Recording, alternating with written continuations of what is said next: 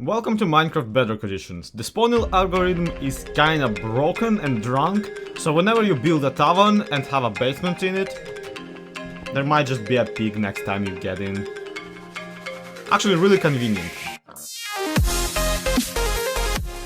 What is up, the world that we live in? My name is Zloyxp and welcome back to Truly Bedrock. Friends, in the previous episode we did a wall of jobs, basically trying to get somebody else to do our dirty laundry.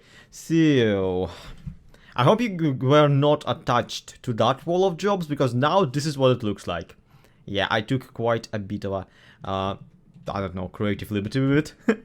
It's still a wall, and it still displays the jobs, but now it's actually kind of systemized, I don't know. It is tiny bit logistically better, okay? And also, it's kind of subscriber inspired, but not exactly.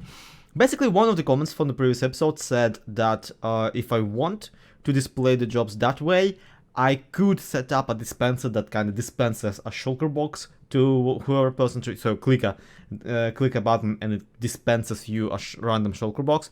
But that would imply that you have like no choice in what job to take, or that you have to scroll through several shulker boxes. And I didn't want to do that.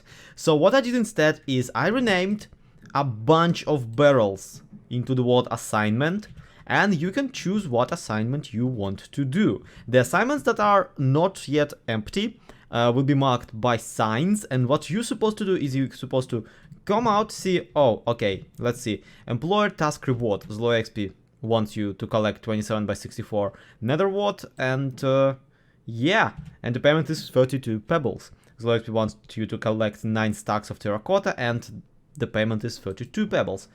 And that's kind of how I want it to go down. You open the chest, the barrel, sorry, and the payment is already in there, but you are not allowed to do it. So take it until you provide the, until you provide the materials. And also this allows me to actually provide the people I recruit, or the freelancers that want to do the job, with materials needed and necessary for the completion. So here, for example, I provide the first piece of nether wart and 64 soul sand, just so people have easier time starting up a soul sand farm for this particular project. And here I actually give a pickaxe for people to go. I feel this is a great idea, and I feel it will lead to me being much less inconvenienced by the gathering of the resources, especially since I'm kind of printing money. Although these ones, just to not inflate the currency, I actually myself bought from the bank using diamonds, because I ran out of ink sacks and couldn't make more books. And also just taking money from myself feels really weird.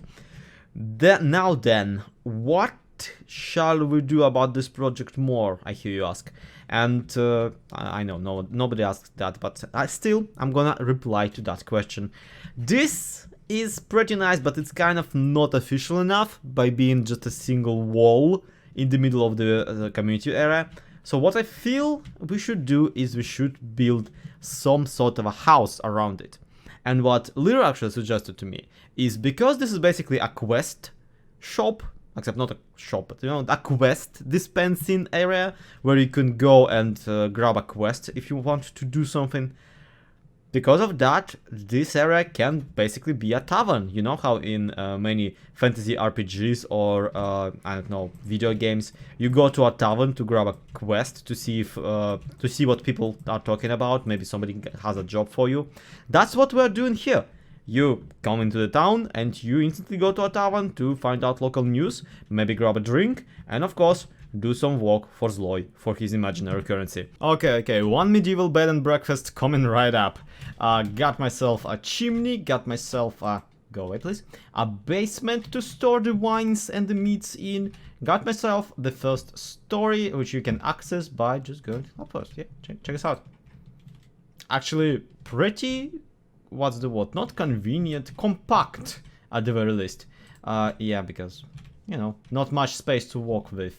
And I don't know. The interiors of the basement are kind of a mystery to me right now, because I couldn't come up with anything except for just really plop in a bunch of barrels in here to imitate wine barrels or something like that.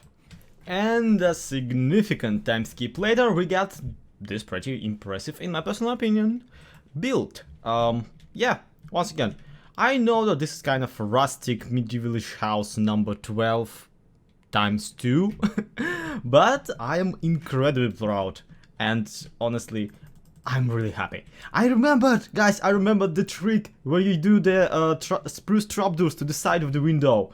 I remembered the trick where you do this kind of thing. And I, of course, remembered that you can do not just one single pillar of a house, like the vertical bit, then a slopey roof facing the viewer, then a sideways, but you can also take this type of roof, take this type of, I don't know, housing facing facade, this type of a facade, and put it twice on the same house, connected by a sideways roof, like the way we got. And that's kind of the plan for this part of the area. Yeah, I'm kind of split. One part of me really wants to just finish this freaking project and yeah, put a roof on top of this area and be done with it.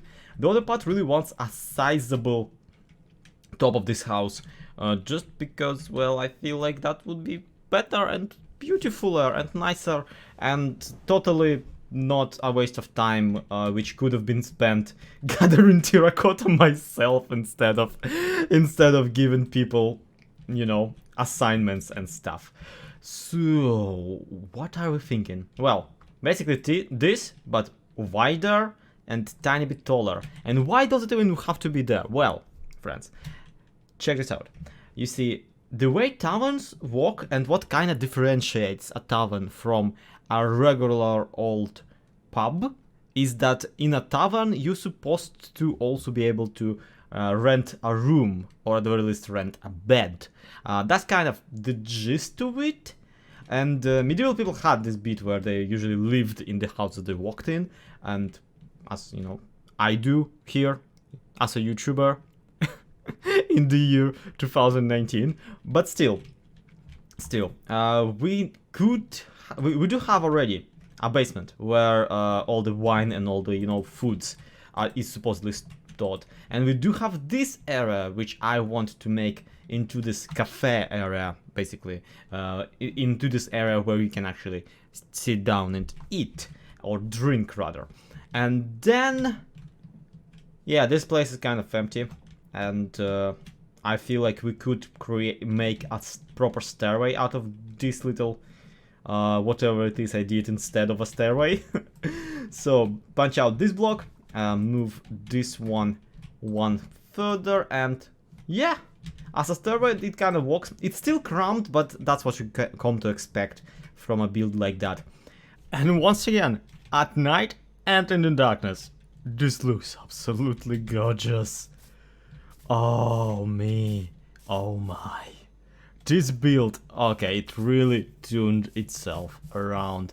Honestly, it's almost too luxurious now to be an actual, whatchamacallit, the thing, you know, the thing, the tavern.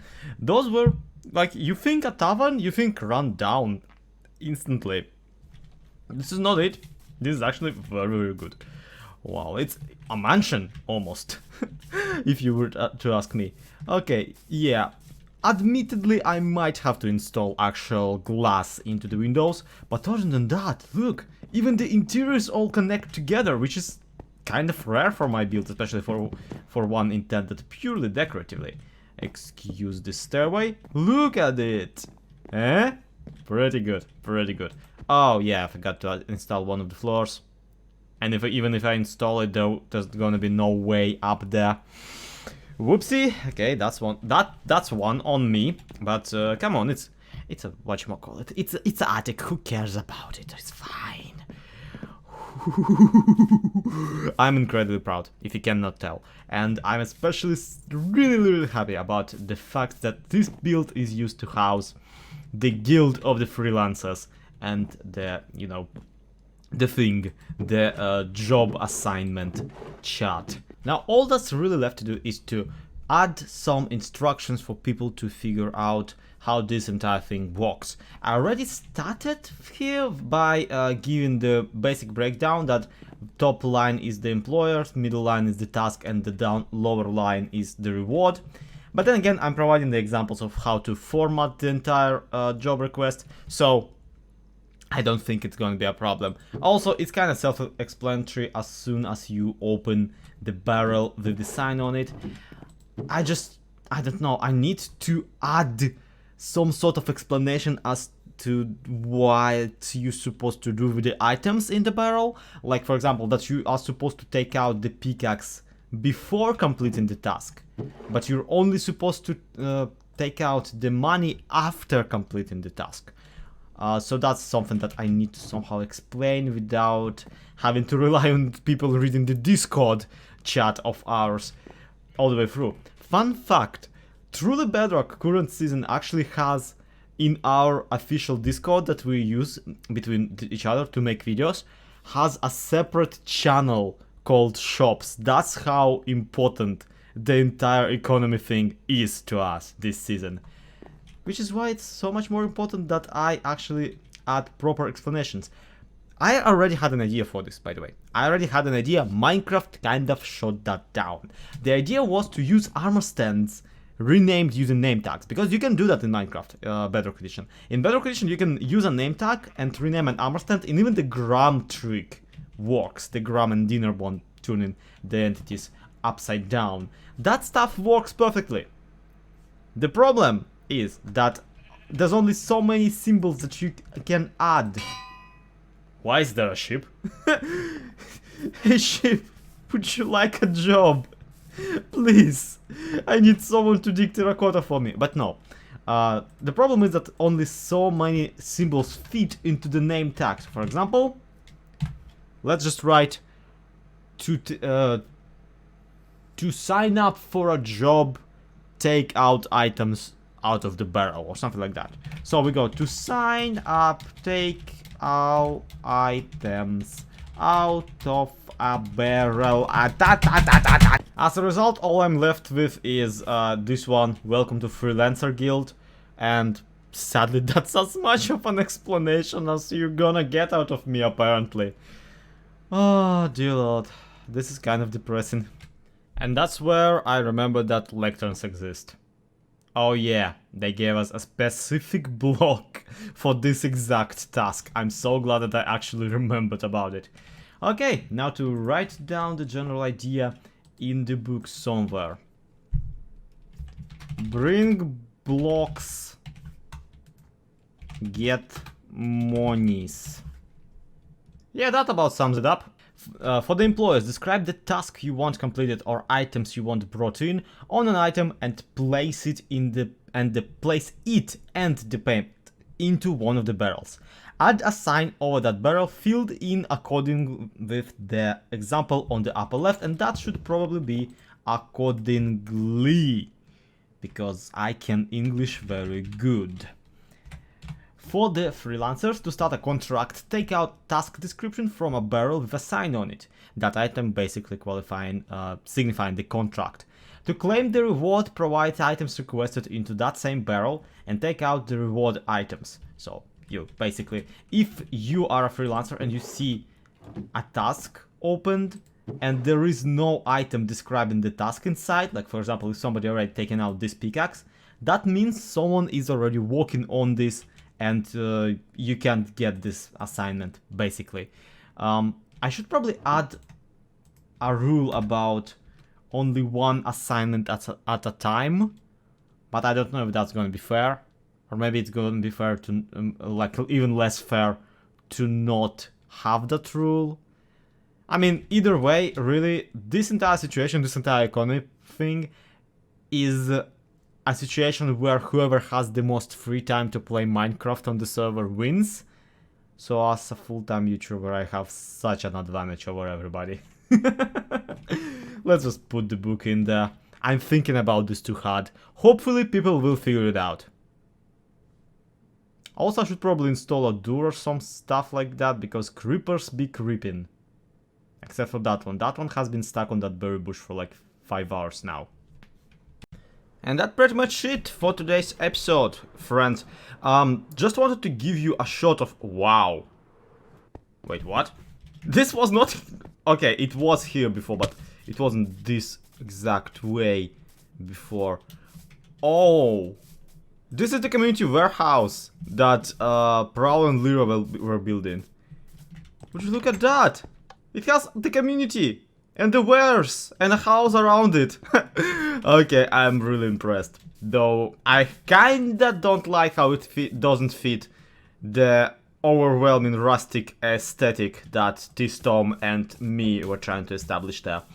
However, it's all fine. It's all great. It's fine. We have completed the Guild of Freelancers that will dispense jobs and money and that kind of stuff to all the people in the world. And yeah, one last thing I wanted to say is this weekend we're actually having another one of our I don't know, signature stream days. The schedules of everybody who will be streaming will be right now on the screen for you. I'm pretty sure I need to still make the community post about it.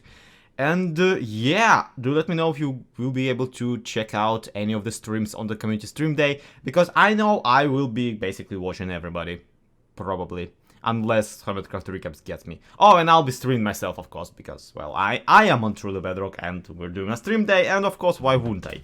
So, I will be streaming down here on the YouTubes, and yeah, don't miss that, and so you don't miss it, to subscribe to my channel. So, subscribe to me, leave a like on this video, to be continued, have a good one, bye bye.